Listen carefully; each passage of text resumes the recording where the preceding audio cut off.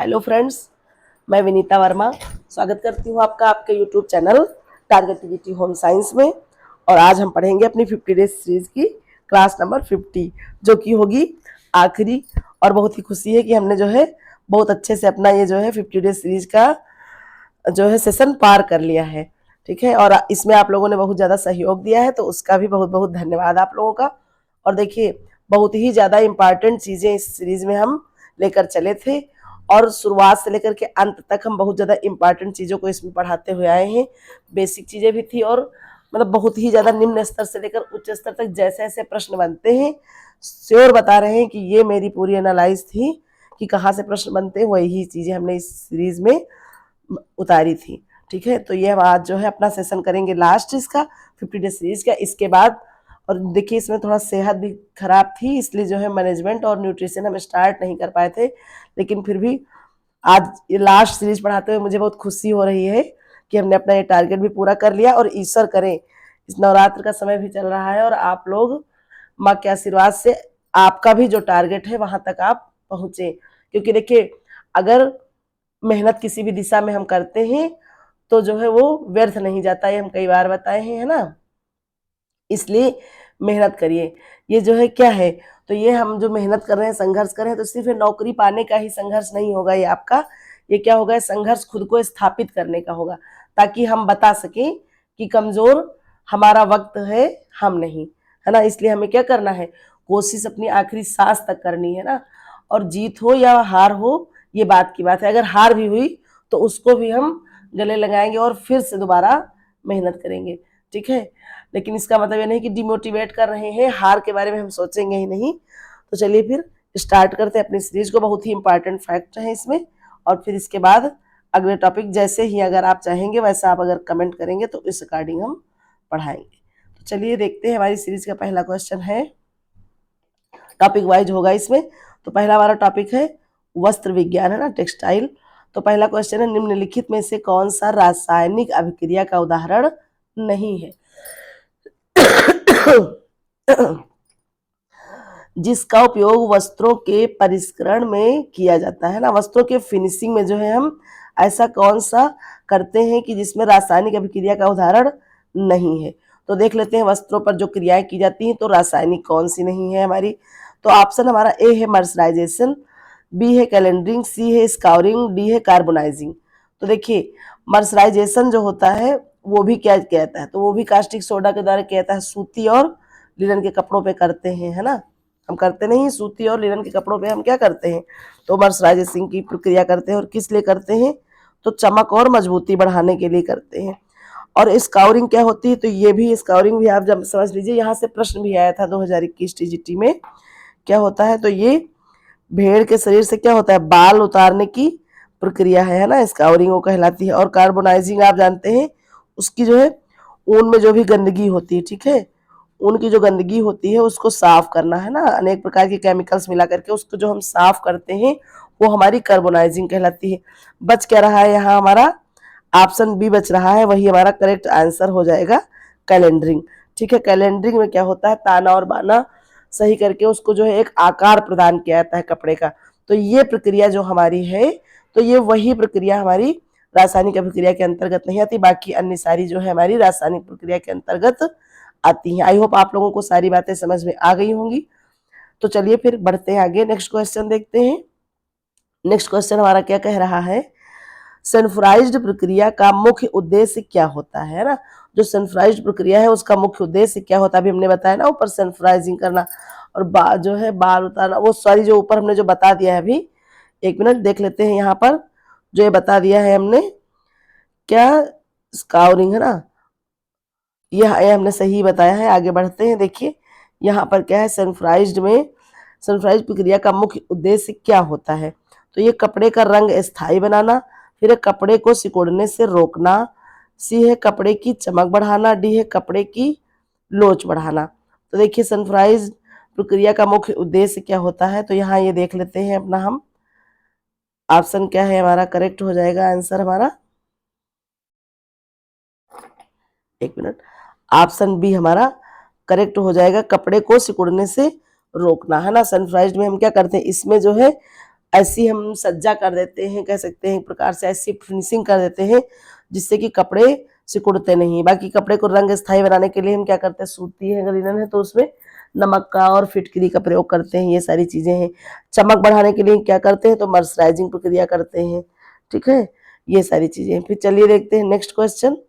तो नेक्स्ट हमारा क्वेश्चन क्या कह रहा है, रेयान को कृत्रिम रेशे की किस श्रेणी में रखा जाता है। रेयान को कृत्रिम रेशे की किस श्रेणी में रखा जाता है। ऑप्शन ए है पूरी तरह से सिंथेटिक, ठीक है, बी है अर्ध सिंथेटिक, सी है प्राकृतिक, डी है नैनो टेक्सटाइल। तो यहाँ पर देखिए हमारा करेक्ट आंसर क्या हो जाएगा, हो जाएगा ऑप्शन बी अर्ध सिंथेटिक, है ना। जो रेयान को कृत्रिम रेशे की किस में रखते हैं, अर्ध सिंथेटिक में। और क्यों, कारण ये है क्योंकि इसमें क्या होता है, तो 50% तक तो सेल्यूलोज होता है हमारा, ओके, और लेकिन 50% क्या होता है हमारा, वो होता है हमारा केमिकल, ठीक है, या कह सकते हैं प्रकार से रसायन होता है। ठीक है, एक तरह से 50% क्या होता है, तो रसायन होता है, इसलिए ये अर्ध सिंथेटिक में रखा जाता है। और ये मानव जो है जगत का पहला निर्मित सेल्यूलोजिक रेशा है रेयान, और इसमें चमक बहुत ज्यादा होती है और रेयान में, ठीक है, इसीलिए इसको क्या कहते हैं, अर्ध सिंथेटिक। इसको जो है एक प्रकार से कह सकते हैं आर्टिफिशियल फाइबर, सिल्क फाइबर के नाम से जानते हैं। ये सारी चीजें भी याद रखिए। तो इसको किस श्रेणी में रखते हैं, अर्ध सिंथेटिक में, इसीलिए लिखते हैं क्योंकि इसमें 50% सेल्यूलोज और 50% रसायन या केमिकल मिला करके इसका निर्माण होता है। ठीक है, चलिए फिर देखते हैं नेक्स्ट क्वेश्चन। और बहुत सारी चीजें रेयान की हमने बताई हैं आप लोगों को कई बार, तो आप जो है रिकॉल करिएगा माइंड में। निम्नलिखित में से किस प्राकृतिक रेशे में हाइड्रोक्सिल समूह उपस्थित नहीं होता। तो आइए देखते हैं कहां पर हाइड्रोक्सिल समूह उपस्थित नहीं होता। तो ए है हमारा ऊन, बी है कपास, सी है सिल्क, डी है लिनन। तो यहाँ पर हमारा करेक्ट आंसर क्या हो जाएगा, ऑप्शन सी सिल्क। सिल्क में हमारे क्या होता है, तो यहाँ पर हाइड्रोक्सिल समूह उपस्थित नहीं होता है। बाकी ऊन में और कपास में, लिनन में, इन सब जगह पर हमारा हाइड्रोक्सिल समूह उपस्थित होता है। चलिए फिर देखते हैं नेक्स्ट क्वेश्चन। नेक्स्ट क्वेश्चन हमारा क्या कह रहा है, पॉलिएस्टर फाइबर का निर्माण किस मुख्य यौगिक से किया जाता है। तो देख लेते हैं पॉलिएस्टर फाइबर का किस यौगिक से करते हैं हम। तो ऑप्शन हमारा ए है सेल्यूलोज, बी है पॉलीथीन टेरेप्थेलेट, सी है एल्कोहल, डी है लिग्निन, है ना।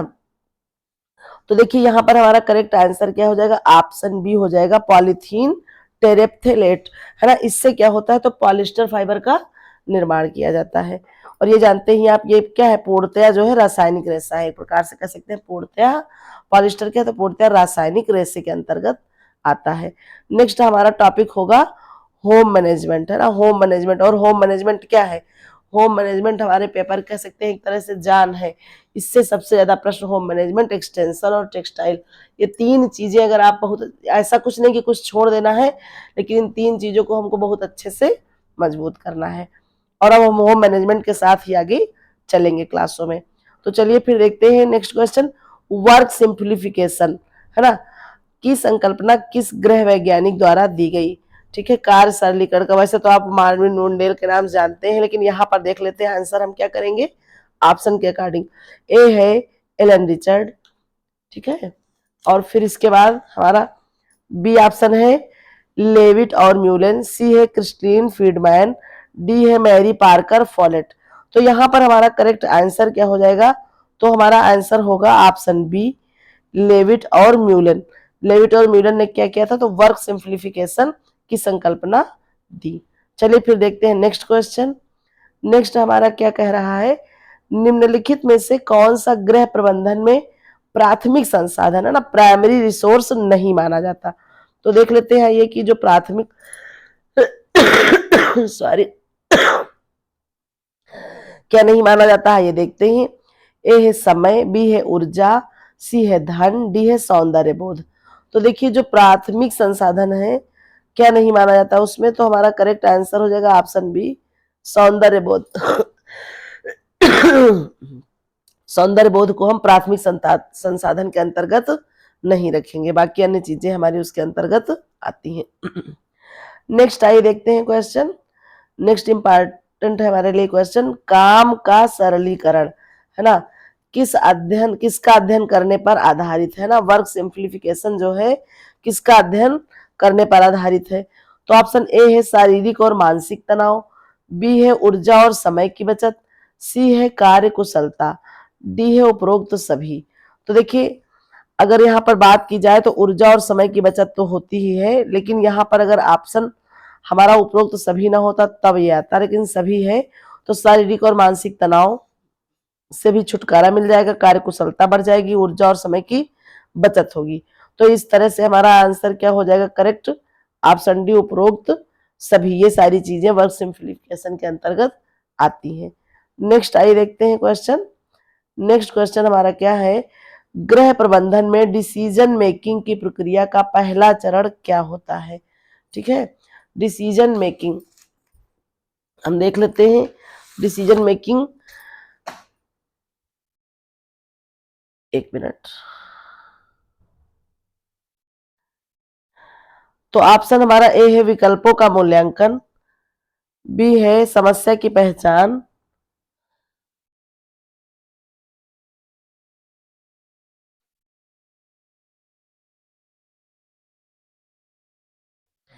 तो इसमें क्या होता है गृह प्रबंधन में डिसीजन मेकिंग की प्रक्रिया का पहला चरण क्या है। ऑप्शन ए है विकल्पों का मूल्यांकन, बी है समस्या की पहचान, सी है निर्णय का क्रियान्वयन, डी है प्रतिक्रिया प्राप्त करना। तो देखिए सबसे पहले आइए हम समझते हैं डिसीजन मेकिंग क्या है ना, व्हाट इज डिसीजन मेकिंग। तो डिसीजन मेकिंग क्या है, तो एक तरह से हम कह सकते हैं कि ये क्या है, तो व्यवस्था निर्णय प्रक्रिया तथा व्यवस्थापन एक दूसरे के पूरक हैं।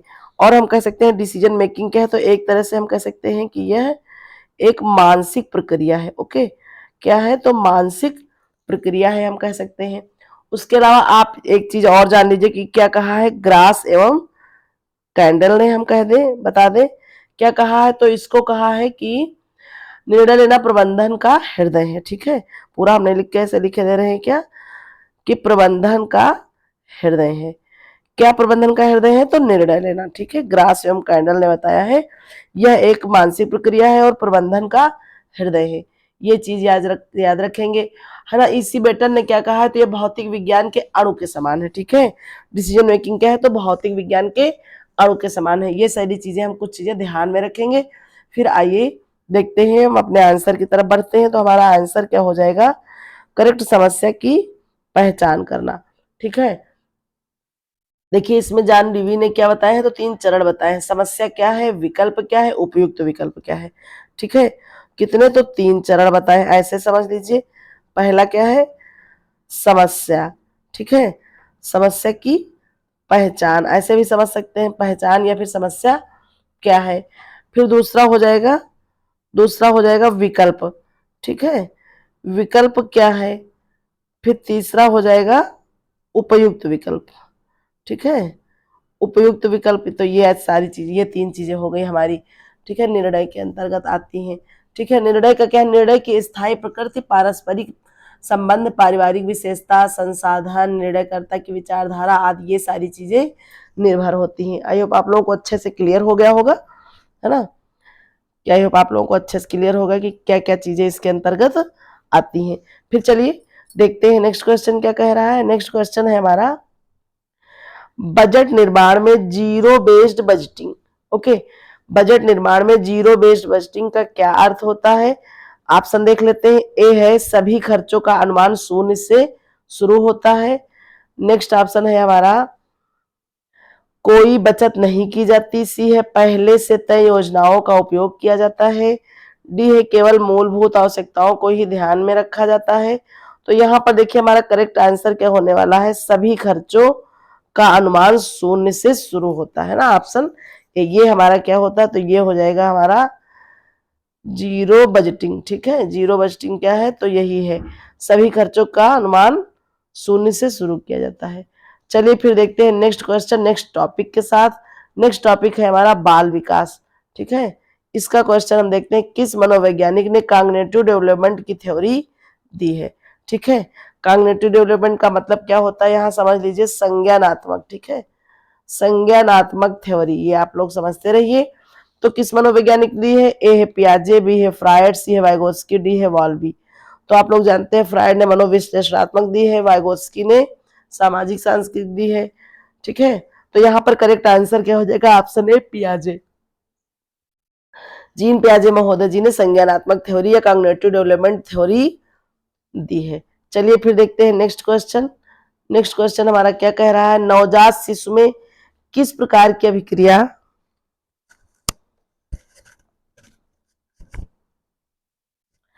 सबसे पहले विकसित होती है? तो देख लेते हैं, ये हम ए है परिवर्तनीय, है ना, रिफ्लेक्स, बी है संज्ञानात्मक कॉग्निटिव, सी है सामाजिक यानी कि सोशल, डी है भाषा यानी कि लैंग्वेज। तो यहाँ पर हमारा करेक्ट आंसर क्या हो जाएगा, ऑप्शन ए परिवर्तनीय।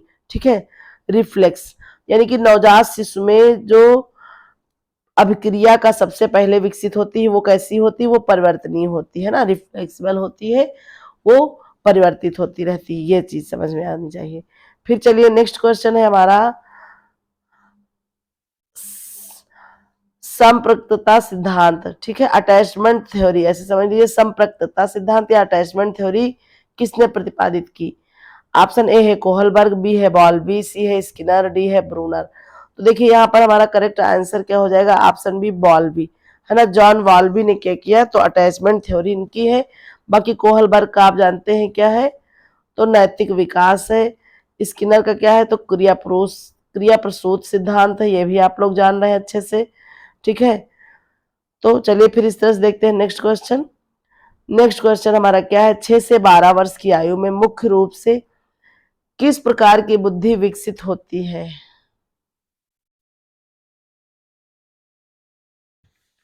तो आइए हम पढ़ते हैं अपने ऑप्शन की ओर बढ़ते हैं।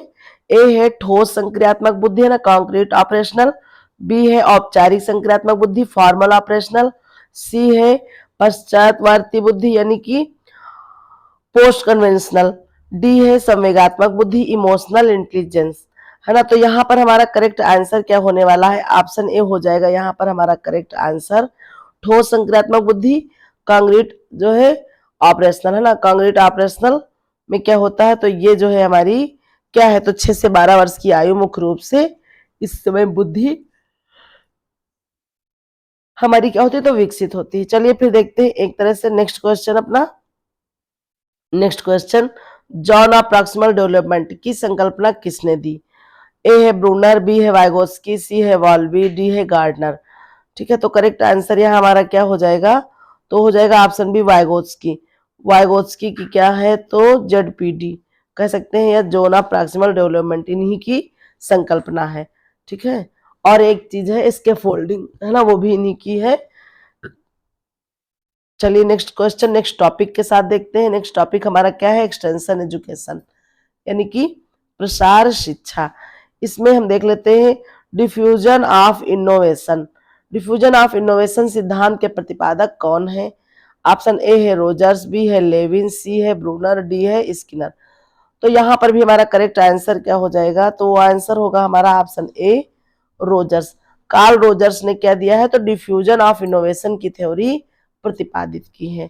ठीक है, चलिए नेक्स्ट क्वेश्चन की ओर बढ़ते हैं।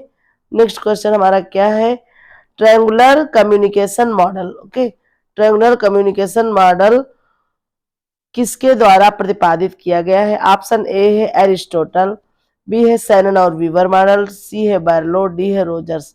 तो यहाँ पर हमारा करेक्ट आंसर क्या हो जाएगा, ऑप्शन सी हो जाएगा बर्लो। बर्लो ने क्या दिया है, तो ट्रायंगुलर कम्युनिकेशन मॉडल प्रस्तुत किया है। अरस्तु का बता दें क्या है, SSA मॉडल, है ना,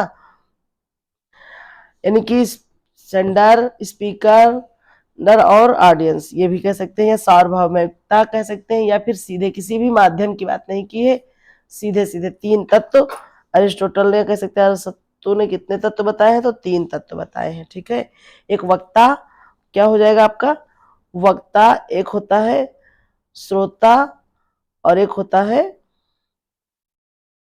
संदेश, है ना, बीच में कह सकते हैं संदेश, ये वक्ता, संदेश और श्रोता, ये जो है चीजें। फिर चलिए अगला देखते हैं। अगला हमारा क्वेश्चन क्या है, प्रसार शिक्षा में एडॉप्शन प्रोसेस की अंतिम जो है अवस्था कौन सी होती है? तो ऑप्शन ए है हमारा आजमाना, बी है निर्णय लेना, सी है परिपक्वता, डी है सतत उपयोग। तो यहाँ पर हमारा करेक्ट आंसर क्या हो जाएगा, ऑप्शन डी हो जाएगा सतत उपयोग।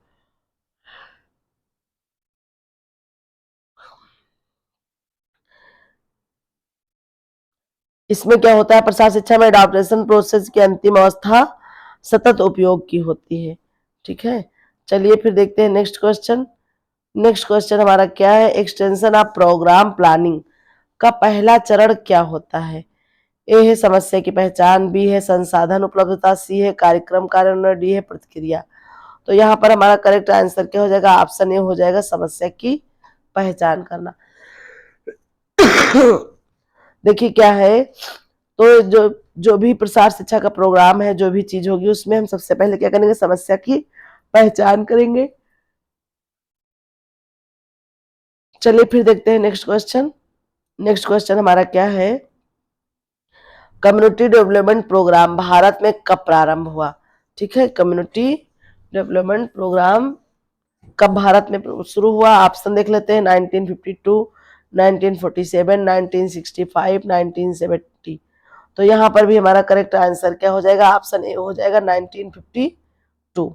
ठीक है, 1952 में जो है कम्युनिटी डेवलपमेंट प्रोग्राम, सामुदायिक विकास कार्यक्रम ऐसे भी समझ सकते हैं। ठीक है, शुरुआत हुआ। चलिए फिर देखते हैं next question. Next question next topic के साथ। नेक्स्ट टॉपिक है हमारा पोषण विज्ञान, मानव शरीर विज्ञान और स्वास्थ्य विज्ञान। इन सारी चीजों से मिला जुला करके हमारा नेक्स्ट टॉपिक है। क्वेश्चन देख लेते हैं। ए है क्वेश्चन है हमारा, मानव शरीर में सर्वाधिक पाया जाने वाला खनिज तत्व। ठीक है, यानी कि ह्यूमन बॉडी में जो भी हमारा मिनरल्स कह सकते हैं, खनिज तत्व जो सबसे अधिक मात्रा में पाया जाता है वो कौन सा। ए है कैल्शियम, बी है फास्फोरस, सी है पोटेशियम,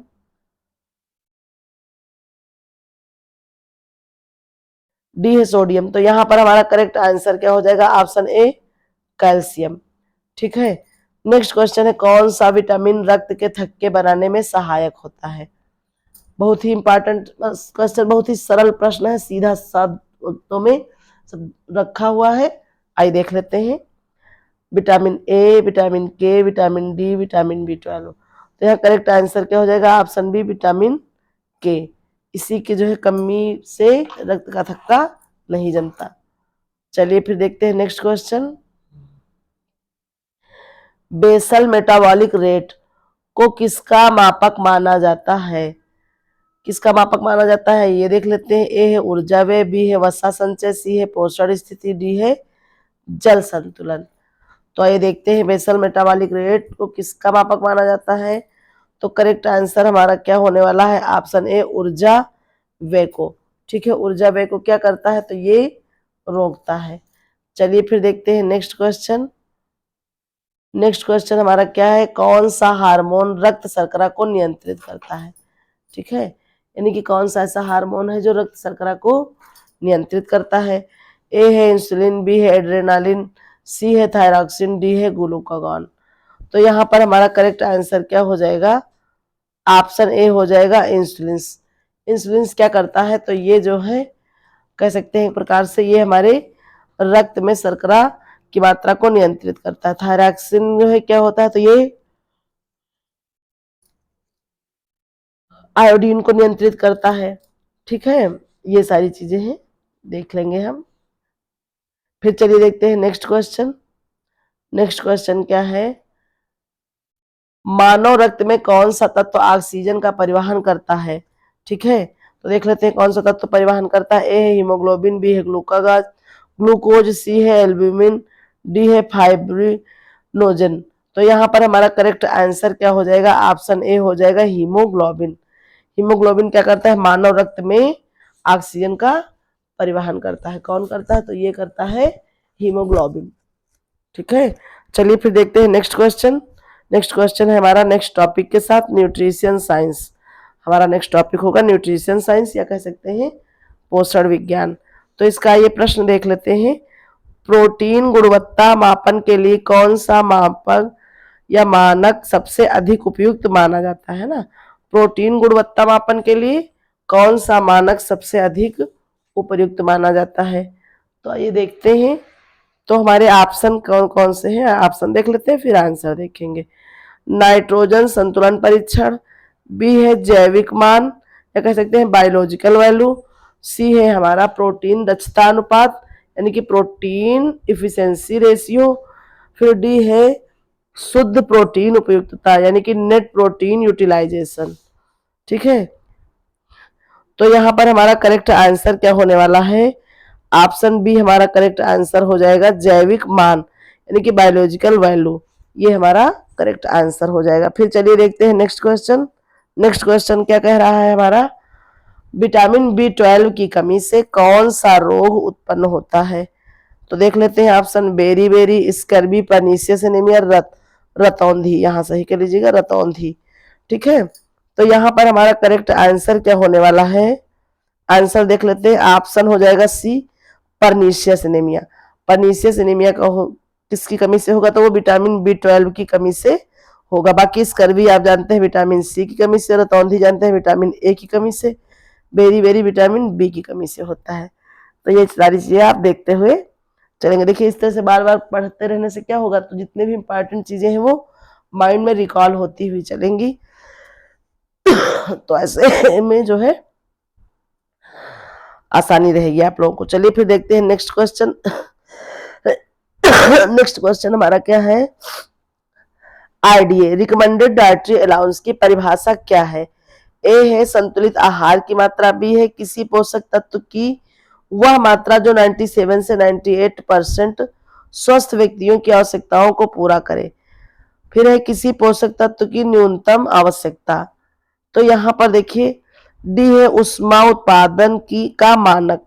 तो यहाँ पर देखिए हमारा करेक्ट आंसर क्या हो जाएगा, ऑप्शन बी हो जाएगा करेक्ट आंसर।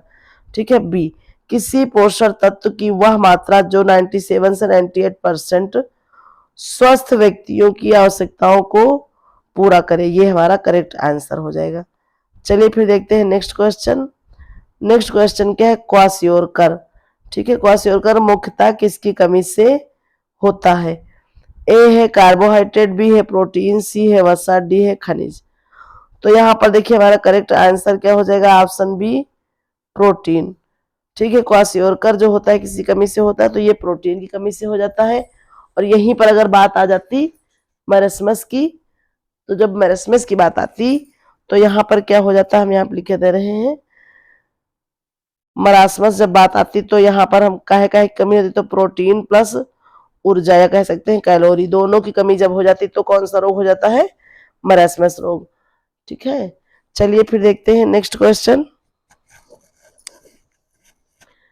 नेक्स्ट क्वेश्चन हमारा क्या है, आइए देखते हैं। ओमेगा 3 फैटी एसिड मुख्य रूप से किस में पाया जाता है। तो भाई देख लेते हैं मुख्य रूप से किस में पाया जाता है। ऑप्शन ए है घी, बी है तिल का तेल, सी है मछली का तेल, फिर डी है नारियल तेल। तो यहाँ हमारा करेक्ट आंसर क्या हो जाएगा, ऑप्शन सी हो जाएगा मछली का तेल। ठीक है, यहाँ पर करेक्ट आंसर मछली का तेल। नेक्स्ट हमारा टॉपिक है मानव शरीर विज्ञान, ह्यूमन फिजियोलॉजी। ये हमारा चलिए, वैसे इसमें जो है टीजीटी से कम प्रश्न देखने को मिलते हैं, वैसे मिलेंगे जरूर, लेकिन पीजीटी पीजीटी में जो है बहुत ही ज्यादा बहुतायत मात्रा में क्वेश्चन देखने को मिलेंगे, एक तरह से हम कह सकते हैं। ठीक है, तो चलिए फिर देख लेते हैं टॉपिक से अपने नए क्वेश्चन। हमारा पहला प्रश्न है,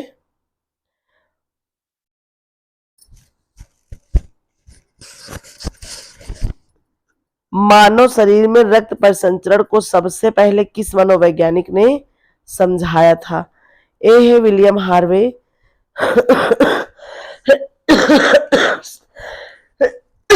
सॉरी, ए है विलियम हार्वे, बी है इंडियास बेसलियस, सी है क्लाइड बर्नार्ड, डी है लुइस पास्चर। तो यहाँ पर हमारा करेक्ट आंसर क्या हो जाएगा, ऑप्शन ए हो जाएगा विलियम हार्वे। ठीक है, विलियम हार्वे ने मानव शरीर में रक्त परिसंचरण को सबसे पहले समझाया था। ठीक है, रक्त परिसंचरण को सबसे पहले समझाने वाले मनोवैज्ञानिक या वैज्ञानिक कौन थे, तो वो थे विलियम हार्वे। नेक्स्ट आइए क्वेश्चन देखते हैं, कौन सा हार्मोन फाइट और फाइट प्रक्रिया को नियंत्रित करता है। ए है इंसुलिन, बी है एड्रेनालिन, सी है थायरॉक्सिन, डी है सेरोटिन। तो यहाँ पर करेक्ट आंसर हमारा क्या हो जाएगा, ऑप्शन बी हो जाएगा एड्रेनालिन। एड्रेनालिन क्या होता है, तो ये जो है फाइट और फाइट हार्मोन के नाम से जाना जाता है। बाकी जो है इंसुलिन जानते हैं आप, तो ये पेनक्रियाज की निकलने वाली अल्फा बीटा गामा के जो है बीटा सेल से निकलने वाला जो है हार्मोन है। और कह सकते हैं एक तरह से ये क्या करता है, तो ये जो हमारा रक्त है उसमें ग्लूकोज के स्तर को नियंत्रित करता है। ठीक है, थायरॉक्सिन क्या होता है, तो ये गले में पाई जाने वाली और जो थायराइड ग्रंथि है उससे निकलने वाले जो है थायरॉक्सिन हार्मोन को नियंत्रित करती है। कौन सी ग्रंथि, तो थायरॉक्सिन। ठीक है, तो यहाँ पर करेक्ट आंसर हो जाएगा ऑप्शन बी एड्रेनालिन। ठीक है, चलिए फिर देखते हैं नेक्स्ट क्वेश्चन। नेक्स्ट क्वेश्चन क्या कह रहा है, शरीर में पाचन एंजाइम पेप्सिन का क्या कार्य है। ए है कार्बोहाइड्रेट को तोड़ना, बी है वसा को तोड़ना, सी है प्रोटीन को तोड़ना, डी है खनिजों का अवशोषण। तो देखिए यहाँ पर हमारा करेक्ट आंसर क्या हो जाएगा, तो वो हमारा करेक्ट आंसर हो जाएगा ऑप्शन सी प्रोटीन को तोड़ना। ठीक है, प्रोटीन को तोड़ना। शरीर में पाचन एंजाइम या पेप्सिन का कार्य क्या है, तो शरीर को तोड़ना। चलिए फिर देखते हैं नेक्स्ट क्वेश्चन। नेक्स्ट है उच्च रक्त, एक मिनट सॉरी, उच्च रक्तचाप को नियंत्रित करने के लिए मुख्य हार्मोन कौन सा है। ए है एड्रेनालिन, बी है एल्डोस्टेरॉन, सी है इंसुलिन, डी है ग्लूकागॉन।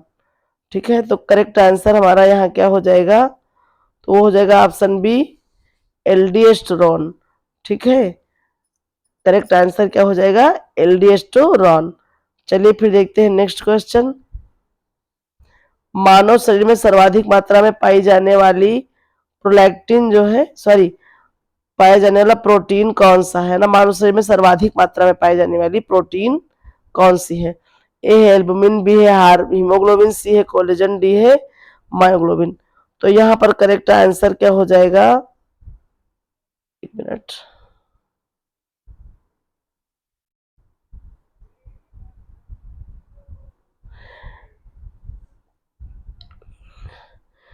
ऑप्शन सी हो जाएगा कोलेजन। चलिए फिर देखते हैं नेक्स्ट क्वेश्चन। नेक्स्ट क्वेश्चन है, ये हमारी सीरीज का आखिरी प्रश्न ही था। फिर से देख लेते हैं, मानव शरीर में सर्वाधिक मात्रा में पाई जाने वाली प्रोटीन कौन सी है। तो कौन सी प्रोटीन है, ऑप्शन सी हो जाएगा कोलेजन प्रोटीन। ये जो है मानव शरीर में सर्वाधिक मात्रा में पाई जाने वाली प्रोटीन है। ठीक है, तो इस तरह से ये हमारी क्या हुई, तो ये हमारी आज की सीरीज कंप्लीट हुई।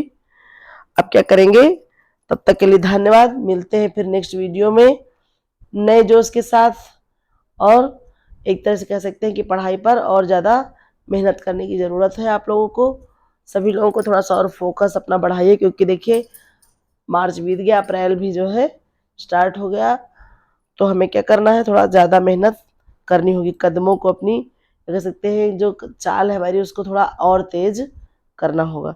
तब तक के लिए धन्यवाद। मिलते हैं आप लोगों से नेक्स्ट वीडियो में।